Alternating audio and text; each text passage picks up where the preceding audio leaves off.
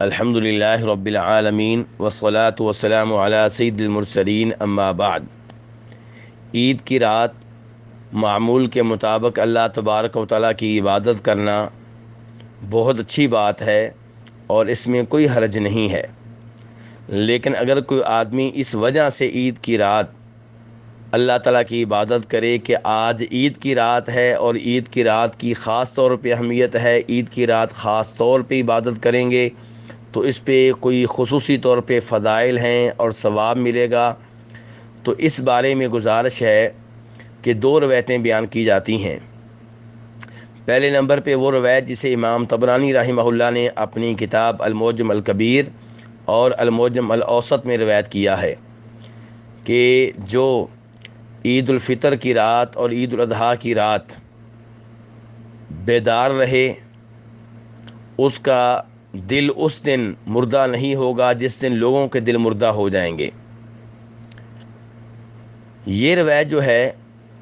اسے شیخ البانی رحمہ اللہ نے اپنے سلسلۃ الاحادیث الضعیفہ میں من گھڑت قرار دیا ہے، وضع کردہ قرار دیا ہے، اور اس کی وجہ یہ ہے کہ اس کے نقل کرنے والوں میں ایک راوی ہے عمر بن ہارون البلخی۔ یہ ایک کذاب اور جھوٹا راوی ہے۔ امام یحییٰ ابن معین اور دیگر کئی ائمہ کرام نے اسے کذاب یعنی کہ اعلیٰ درجے کا جھوٹا آدمی قرار دیا ہے، تو اس لیے اس کی بیان کردہ اس روایت پہ کوئی اعتبار نہیں ہے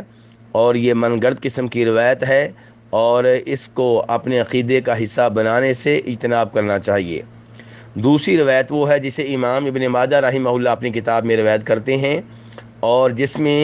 یہ آیا ہے کہ نبی علیہ الصلوۃ والسلام نے فرمایا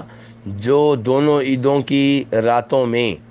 قیام کرے اللہ تعالیٰ سے اجر و ثواب لینے کی نیت سے،